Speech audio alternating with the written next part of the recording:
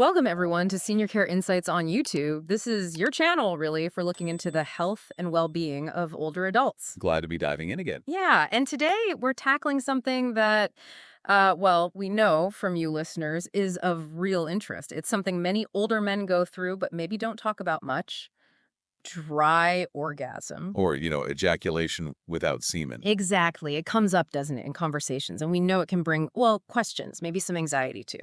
Definitely. So we wanted to really unpack it for you today. Right. Consider this our deep dive. We'll look at what dry orgasm actually is, some of the reasons it might happen. And crucially, how it can affect feelings, emotions, and of course, relationships. Our goal here is just clarity, trying to offer a positive way to look at it. Yeah, give you a solid understanding, maybe ease some worries, and just point towards better self-awareness and stronger connections. Okay, so let's start right at the beginning. What exactly is a dry orgasm? Well, simply put, it's when a man reaches that peak, Mhm. orgasm, feels those physical sensations. But without the usual release. Exactly, without the release of seminal fluid. Okay. And if someone experiences this, how common is it? Should they be worried straight away? Actually, it's relatively common, Hmm. especially for men over, say, 50. Oh, really? Okay. Yeah. And the key thing right off the bat is that it's generally not a sign of some serious medical problem. Often it's just a natural part of aging. That's probably quite reassuring to hear. So even without the semen, the actual feeling, the pleasure, that usually stays. Yes, absolutely. In most cases, the sensation of orgasm, the pleasure that comes with it, it's still there. That's a really important distinction. It really is. It underlines that intimacy, sexual satisfaction. It's not purely about, the fluid itself. Just knowing that basic fact must help ease a lot of worry. Oh, massively. Just seeing it as, okay, this is a biological shift, it's natural, it's not some kind of personal failure, that's huge. For the person themselves, and I guess for their partner too. Definitely. Reduces anxiety for both.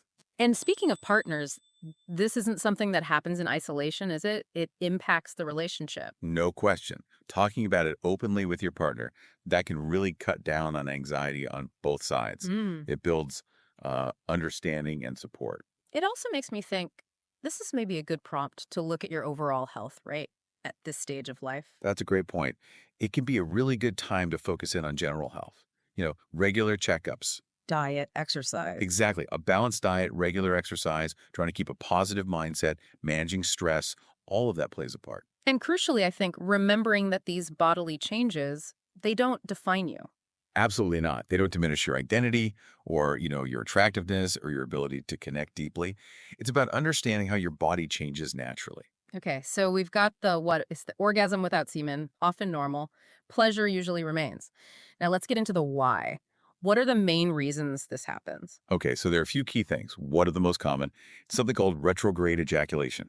Retrograde ejaculation sounds a bit technical. Break that down for us. Sure. So uh, normally during ejaculation, semen travels forward out of the penis. Yeah.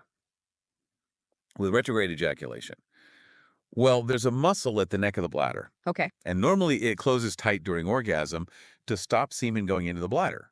But sometimes it doesn't close properly. Ah, so instead of going out. It flows backward into the bladder. Right. And then what? Does it just stay there? No, it just mixes with the urine that's already in the bladder, Yeah. and then it gets flushed out next time you urinate. Okay. Is that harmful? Generally, no. It's usually harmless. Though it can sometimes affect fertility, obviously, and for some men it can be a bit distressing just knowing it's happening. Understandable. Are there other big causes besides this retrograde ejaculation? Yes, definitely. Medication side effects are another really significant factor. Ah, right. Things prescribed for common conditions. Exactly. Medications for high blood pressure, diabetes, sometimes prostate issues. Mm-hmm. These can interfere with the normal ejaculation process. What types of drugs are we talking about? Like specific classes? Well, things like alpha blockers, which are sometimes used for an enlarged prostate or high blood pressure. Also, some antidepressants and certain medications for neuropathic pain that can affect the nerves or muscles involved. So if someone thinks, maybe it's my medication, what should they do? Talk to their doctor. That's the crucial step. Don't just stop taking it. Absolutely not. Never stop prescribed meds without talking to your doctor first. But often, adjusting the dose or maybe trying a different medication, that can help. Makes sense. What about surgeries? Any procedures that can lead to this? Yes, prostate surgery is another one. Things like TRP, that's transurethral resection of the prostate, often for BPH or benign prostatic hyperplasia, Right. or a radical prostatectomy, which is treatment for prostate cancer. Right. These can affect ejaculation. How do they affect it? Well, the surgery itself can sometimes damage or just change the pathways, the structures involved in ejaculation. It often results in that retrograde ejaculation we talked about. So knowing that before the surgery is probably helpful. Oh, definitely. Having that conversation with your surgeon beforehand, understanding the potential side effects, it helps manage expectations. Good advice. What about just getting older? The natural changes. Do hormones play a part? They can, yes. Hormonal changes, especially the natural dip in testosterone levels as men age, that can have an impact too. How does testosterone link to it? Well, it doesn't directly cause dry orgasm, but testosterone is involved in coordinating the muscles and nerves needed for ejaculation. Yeah. So a significant drop could contribute sometimes. And if low testosterone is suspected as a factor, what then? Hormone therapy might be an option, but, and this is important, only under medical supervision. Right. Not something to self-diagnose or treat. Absolutely not. It needs a proper evaluation, a discussion about the pros and cons with a doctor, only if it's significantly impacting quality of life. Okay, we've hit some physical and medical causes. Are there psychological or emotional angles to this too? Yes, very much so.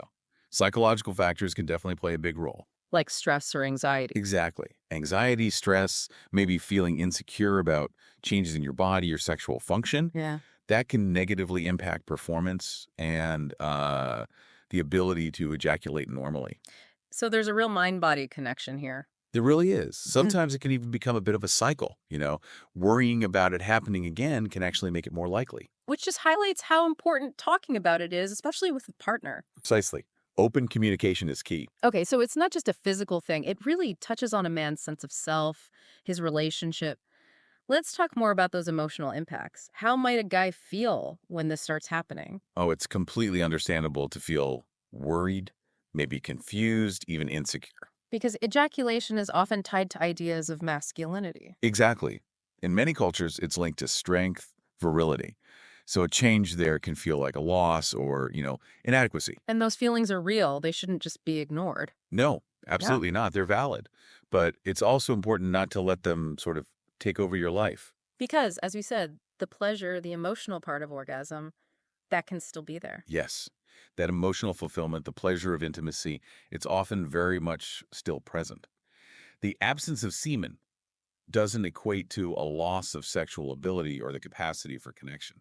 That's such a crucial message to get It across. really isn't. And actually, this can be a chance to shift the focus a bit in the relationship, How so? moving from seeing sex as purely physical to seeing it more as a profound emotional experience, focusing on the love, the connection, the Mhm. shared intimacy. So it could actually be an opportunity for like growth, deeper understanding. I think so, yes. And the key, again, is communication. Being open and honest with your partner about your feelings, your worries. Takes the pressure off, It really can.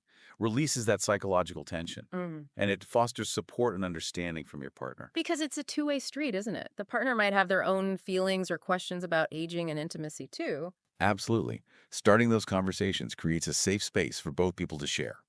You end up feeling more supported, more understood. And maybe it encourages exploring different ways to be intimate. Yes, that's a great point. Exploring other ways to express affection beyond just intercourse can be really rewarding. Simple things, even. Yeah, hugging, kissing, just talking honestly, going for walks, cooking together, spending quality time. Those things build closeness too. So, a challenge like dry orgasm doesn't have to be this negative thing. It could actually bring people closer. It really can. It can be an opportunity to grow closer through, mutual understanding, respect, love, navigating it together. And if someone feels like they're the only one going through this, are there places to find support? Yes, definitely. Seeking out communities, maybe online forums where people share their stories, that can be incredibly helpful. Just knowing you're not alone. Exactly. It provides comfort, validation, sometimes practical insights too. It can be really empowering. Okay, so we've covered the what, the why, and the emotional side. Let's shift now to some practical advice. What are your top recommendations for someone experiencing this? First thing, absolutely number one, Mm-hmm. seek professional medical advice. Talk to your doctor. Or a specialist. Yes, maybe a sexual health expert or an endocrinologist.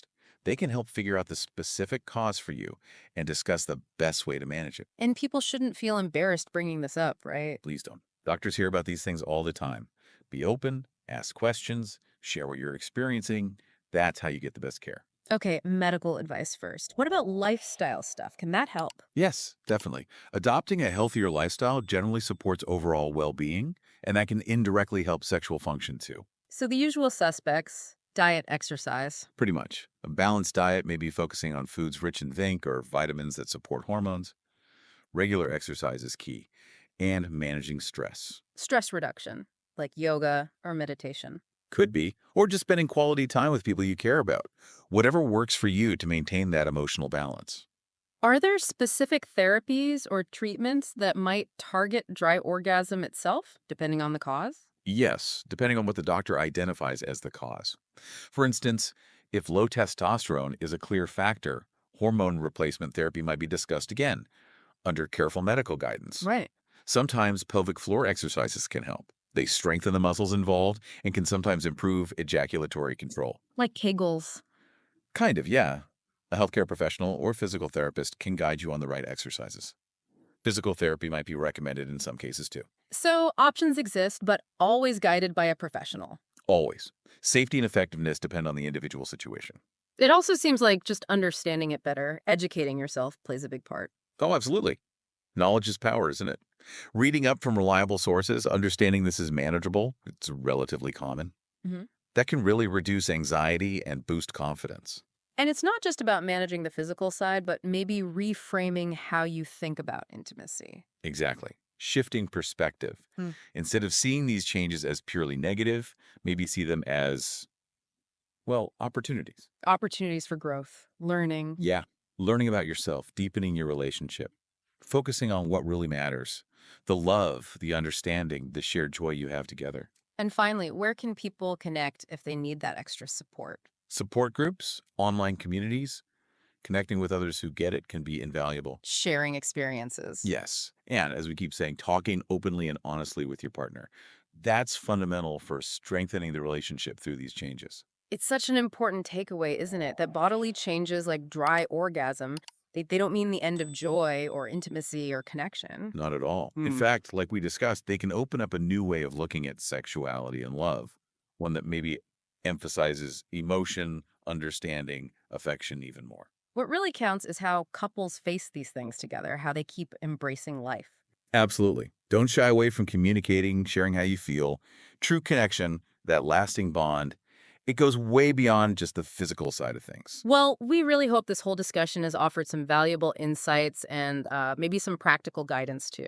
Our aim was really just to bring this topic out into the open, help normalize it a bit, and give you the knowledge and maybe some strategies to navigate this stage with confidence and continued connection. If you found this deep dive helpful, please do give it a like, maybe share it with someone who might benefit, and definitely subscribe to Senior Care Insights for more talks on health and well-being in later life. And please, use the comment section below, ask questions, suggest topics you'd like us to cover.